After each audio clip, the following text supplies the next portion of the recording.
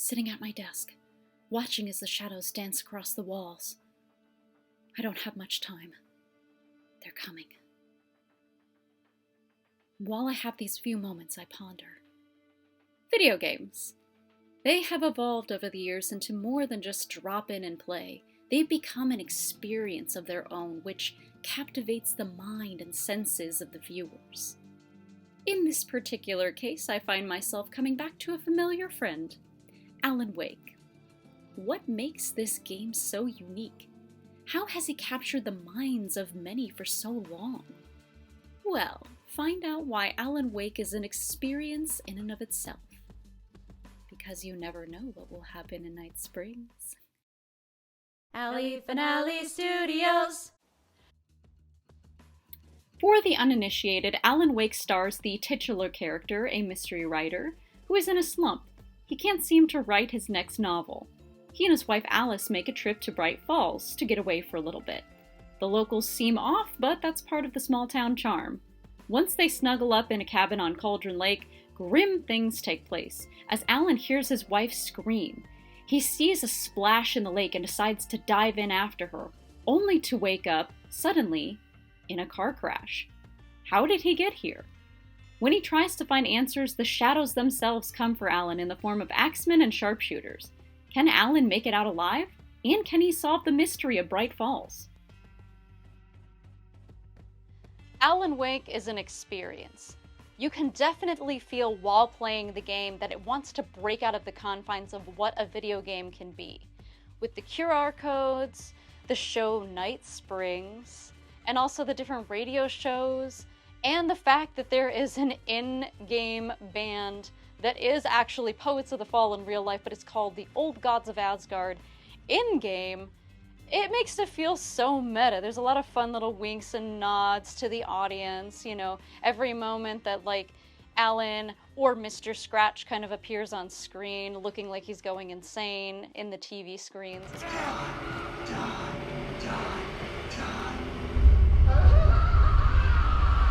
There's a lot of references to older stories and storytelling with, like, Twilight Zone references, obviously with the show Night Springs, but also the hatchet at the very beginning of the door, referencing The Shining. I mean, there's a lot of, like, homages in the universe of Alan Wake, which is really fun. It all just feels like it wants to be this bigger universe, especially the open-ended ending of the game. So from here on out, there will be spoilers, so if you have not played this game, I highly recommend it. Go play that, turn this off, then come back and watch this review. In a horror story, the victim keeps asking why, but there can be no explanation, and there shouldn't be one. The unanswered mystery is what stays with us the longest, and it's what we'll remember in the end. It's kind of trying to reference this older, kind of grander form of storytelling by having Alan, as the writer, in a meta way, tell the story to the audience. So you'll always get, like, these, like, a little bit overbloated, like, flowery, oh, I'm the writer. Kind of, I mirrored what they were doing a little bit at the beginning of this review. So, I'm the writer, I'm telling the story, sort of a story within a story, which is, in itself, a lot of fun. I watched a recent interview with the writer of Alan Wake, Sam Lake. He stated that he's always wanted Alan Wake to kind of expand out of the confines of the game, and maybe be something along the lines of, like, a TV show. I could absolutely see it being episodic, especially given how back in the day, the original series was episode by episode. So that definitely does fit. Also, given its influences with Twin Peaks and Twilight Zone, I could absolutely see Alan Wake fitting in with those other TV shows. Thank you for coming here with me. I love you too. Go on. I'll promise to behave. Alan is a very likable protagonist. You can understand where he's coming from because he's a writer who has had success, but is now in a slump, in a writer's block, so he's kind of getting to his worst point. And then it really comes to a head when he loses Alice, his wife, and then he's just trying to survive. So we see him brought down, but then we see him come back up that hill as he's trying to fight these forces and get her back. And every victory for him is just a step closer to his wife. I find the characters super likable. Alice is very relatable. She's just trying to help her husband who's going through a rough time trying to finish his novel. She has this kind of childish fear of the dark, but then again, it's something that we can kind of all relate to because we've all been there, and it ties in really well with all the themes of the game that they're trying to present. Barry is hysterical, he's the comic relief, and he's honestly really charming, and reacts like kind of in a way that a lot of us would if we were in these situations. You're now leaving Bright Falls. Come back soon, sign. We're going to the Anderson farm. I knew you were gonna say something like that. Guess that one saw the light. You didn't like that one? A tough audience. Well, I got plenty more. What are the Christmas lights for? Protection, man! Like garlic against vampires?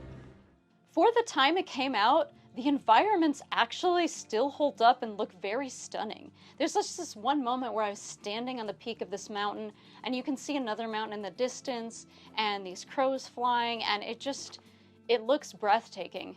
I can't say the same for the mocap, although I feel like that's part of the charm. The like cheesy, over-the-top reactions, very typical of motion capture in the earlier days. You can use your flashlight to burn off the excess darkness the shadows use as a barrier. Then you can attack. It's a clever mechanic, simple, and ties in with the narrative of turning on the light in the darkness. It's clever layering like this, lacing the narrative with gameplay that makes Alan Wake so special. That being said, the gameplay can get very repetitive, especially towards the last half of the game. Remedy Entertainment, the creators of Alan Wake, enjoy throwing tough bosses at the player. Challenging, but not impossible.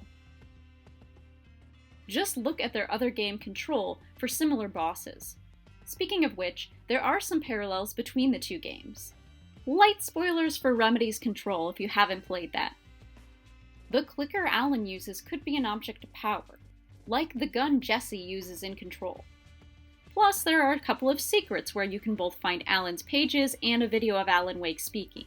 The fact that Remedy has linked their games together into a shared universe definitely sets these games apart. To build onto an older game like Alan Wake is impressive. I will say this, even with the remaster, the controls are still not all that intuitive. The jump button fails to work a lot of the time, and poor Alan moves like a geriatric patient. Fallen! And I can't get up! We're sending help immediately, Mrs. Flint. Okay, but if nothing else will convince you to play this game, you literally fight Shadow Axemen in one chapter by having a rock metal concert. You kill them with metal music, fireworks, and guns. Death by stereo. I am very excited for the genre change for Alan Wake 2. It's going to go from an adventure game with slight horror elements to being survival horror entirely. Now, I feel like that fits with where they were going with the themes of everything, and given how the game did end, where Alan is trapped down there at the bottom of the lake, makes a lot of sense. He's going to have to claw his way out of these horrors in order to get back to the real world. And I feel like there's going to be a lot of fun things that you can play with psychologically with him, because they were touching on that a lot, but they didn't delve into it as much as they could have. But I think they're saving that for later, which makes a lot of sense. They're really going to tap into his psyche. They're probably going to fuck with the character a lot, which I'm here for.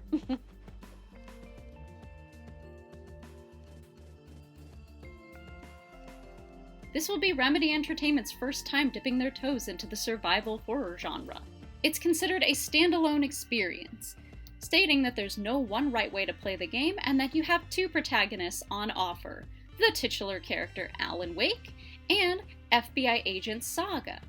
Now, what they mean by saying there's no one right way to play it, you can actually choose to play Alan Wake 2 all the way through as Saga, or as Alan himself, or switch between the two protagonists. This will be an interesting way to watch the story unfold.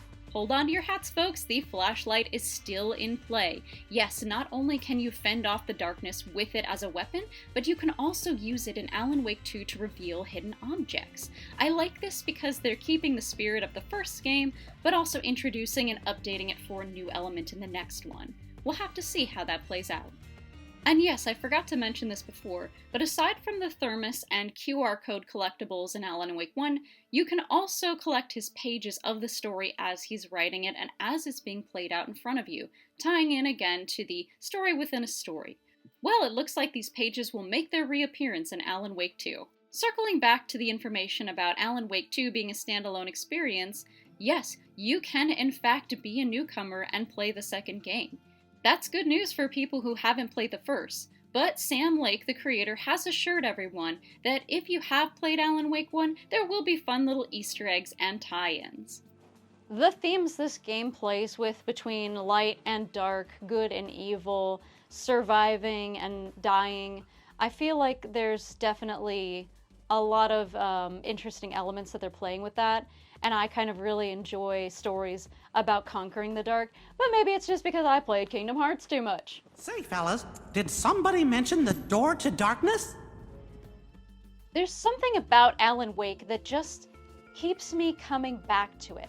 I don't know if it's the classic tale of someone trying to survive a bunch of horrors and then having that cliffhanger ending at the end where he doesn't exactly get his wife back, but she does end up being safe, but then she's without him, the tragedy of it all. But there is something so unique about the game. I guess maybe it was the time period it came out in, and if you can push past some of the clankier mechanics and maybe some repeated boss battles, I feel like the experience is wholly worth the price of admission. Overall, I would say definitely give Alan Wake Remaster a chance. I feel like the story is just too good not to experience for yourself. I can understand why some people might rage quit because there's some moments where, like the bulldozer or a couple of unfair fights against some of the shadows, like when they mob fight you, that might not sit well with some modern audiences. So, but I just feel like there's so much charm to it. There's so much that it's trying to do and trying to say, and it achieves all of that in a very graceful way. So I feel like, you know, giving Alan Wake a chance is definitely worthwhile. It'll definitely be an interesting experience, if anything. You never know what will happen in Night Springs. So if you like this review, please be sure to subscribe and like, and also you can check out my other reviews on my channel as well. Well, until next time, Allie over and out. Now the Mushi was his happiness, and he arrived about a grace, and told the stories of treasures deep beneath the blackened waves. Till in the stillness of one dawn, still in its mystic crown, the Mushi went down to the lake, and in the waves she drowned. And now to see love set free, you will need the witch's cabin key. Find the lady of the light, gone mad with the night. That's how you reshape destiny.